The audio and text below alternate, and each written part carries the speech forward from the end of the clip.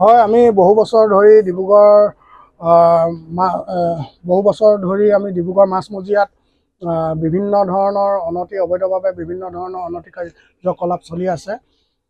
এই ক্ষেত্ৰত আমি ডিব্ৰুগড় জিলা উপায়ুক্তৰ লগতে আৰক্ষী অধীক্ষক মহোদয়ক আমি কেইবাবাৰো স্মাৰকপত্ৰ প্ৰদান কৰিলোঁ বহু আগতে। এই ক্ষেত্ৰত কোনো ধৰণৰ পদক্ষেপ লোৱা আমি দেখা নাপালোঁ। গতিকে আজি আমি আয়ুক্ত মহোদয়ক এখনি স্মাৰকপত্ৰ দিছোঁ, যিবোৰ ডিব্ৰুগড় মাছমজিয়াত আজি বহু বছৰ ধৰি অবৈধভাৱে চলি আছে। স্কুল, কলেজ আৰু চৰকাৰী কাৰ্যালয়সমূহ থকা অৱস্থাত মাছমজিয়াত আৰু এটা বিশেষকৈ কথা, সেইখিনি থকা অৱস্থাটো তাৰ আশে-পাশে, তাৰ ওচৰে পাঁজৰে আৰক্ষী প্ৰশাসনৰ আউটপোষ্টবোৰ থকা অৱস্থাতো আজি ডিব্ৰুগড়ৰ মাছমজিয়াত ৰমৰমীয়াভাৱে অবৈধভাৱে ড্ৰাগছ, ভাং, গাঞ্জা, ডাবুল গুটি আৰু তাতোতকৈ ৰমৰমীয়া বাহত অতি তীব্ৰ গতিত নাৰী দেহৰ ব্যৱসায় চলি থকাৰ আমাৰ সন্থা দৃষ্টিগোচৰ হৈছে। আগতো পাইছোঁ বা এতিয়াও দৃষ্টিগোচৰ হৈছে। এই ক্ষেত্ৰত আমি উপায়ুক্ত মহোদয়ক আগতেও দিছোঁ, কোনো ধৰণৰ পদক্ষেপ লোৱা আমাৰ পৰিলক্ষিত হোৱা নাই।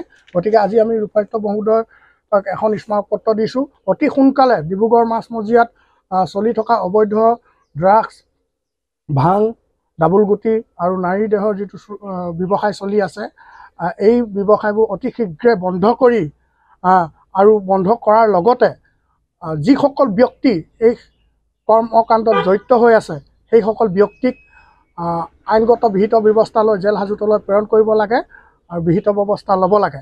আৰু যাতে দুনাই ডিব্ৰুগড়খনত তেনেকুৱা ধৰণৰ অনৈতিক কাৰ্যকলাপ নহয়। আৰু এই কাৰ্যবোৰে আমাৰ উঠি অহা নৱপ্ৰজন্মৰ শিশুসকলৰ লগতে যুৱক যুৱতীসকলক এটা ভয়ংকৰ ৰূপত ধ্বংস কৰাৰ সৃষ্টি কৰাৰ পৰিলক্ষিত হৈছে। আমি সদৌ ডিব্ৰুগড় জিলা অনুসূচিত জাতি ছাত্ৰ সন্থাই ইয়াৰ যোগেদি আয়ুক্ত মহোদয় আৰু ডিব্ৰুগড় জিলাৰ অধীক্ষক মহোদয়ক আমি আহ্বান জনাইছোঁ, অনুৰোধ জনাইছোঁ যাতে এই কাৰ্যকলাপ অতি সোনকালে বন্ধ কৰি ইয়াক নিয়ন্ত্ৰণ কৰে। অন্যথা আমি অনাগত দিনত যদি তেওঁলোকে এই ব্যৱস্থা হাতত নলয়, তেতিয়া অনাগত দিনত আমি জংগী আন্দোলনৰ কাৰ্যসূচী ল'বলৈ আমি বাধ্য হ'ম। বিশেষ কাৰ্যকলাপ চলিছে বুলি আপুনি ভাবে? আমাৰ দৃষ্টিগোচৰ সন্থাৰ আমাৰ বিভিন্ন ধৰণৰ আমি আহি পাইছোঁ। আমি এনেই নজনাকৈ কোনো তথ্য নোহোৱাকৈ আমি কোনো কথা নকওঁ। আমি বহু বছৰৰ পৰা পাই আহিছোঁ। আমি যিখিনি তথ্য অনুযায়ী বা আমাৰ দৃষ্টিগোচৰত আমি বহু বছৰৰ পৰা দেখি আছোঁ, পাই আছোঁ, এতিয়াও আমাৰ সন্থাৰ দৃষ্টিত পৰিছে আৰু আহি পৰিছে। আমি ইয়াৰ ইয়াত আমাৰ কেইবা জেগাতো নাম, আমাৰ ডিব্ৰুগড় মাছমজিয়াৰ কেইবা জেগাও নাম উল্লেখিত হৈ আছে। ইয়াত আপোনাৰ ডিব্ৰুগড়ৰ মাছমজিয়া, আমলাপট্টি, চিং চাপৰি, মিলন নগৰ, নিৰ্মালী গাঁও, কাছাৰবাৰী, বৈৰাগী মঠ, নালিয়াপুল, পল্টন বজাৰ, গেহেম বজাৰ, পাঁচআলি, লোহাৰপট্টি, কালিবাৰী, শান্তিপৰা, কনভয় ৰোড, জ্ঞান বিজ্ঞান গলি, থাৰ্মেল গলি আদি অঞ্চলত অবৈধভাৱে এই কাৰ্যকলাপ চলি আছে। নাৰী দেহ ব্যৱসায়, ডাবুল গুটি, ড্ৰাগছ, ভাং চলি আছে। আৰু আমাৰ উঠি অহা নৱপ্ৰজন্মক ধ্বংসৰ মুখলৈ ঠেলি নিছে আৰু মুখত পেলাবৰ এটা ষড়যন্ত্ৰ ৰচাৰ সৃষ্টি হৈছে। গতিকে মহোদয়ে এই অবৈধভাৱে যিখিনি কাৰ্যকলাপ চলি আছে বন্ধ কৰিব লাগে। অন্যথা আমি জংগী আন্দোলনৰ কাৰ্যসূচী হাতত ল'বলৈ বাধ্য হ'ম। ইয়াৰ বাবে কিন্তু আমাৰ সন্থাৰ কোনো বিষয়ববীয়া বা আমাৰ সন্থা দায়ী নহয়। ইয়াৰ বাবে সম্পূৰ্ণ জিলা প্ৰশাসন জগৰীয়া হ'ব।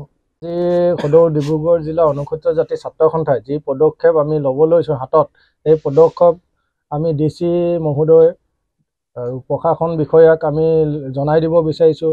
দেহ ব্যৱসায় ঘাটি, ডাবুল গুটি ঘাটি, তাৰপিছতে আপোনাৰ ভাং, ড্ৰাগছ এইবোৰ অতি সোনকালে বন্ধ কৰি দেহ ব্যৱসায় ঘাটি চব আমি জনামতে বৰ ৰমৰমীয়া হিচাপে চলি আছে।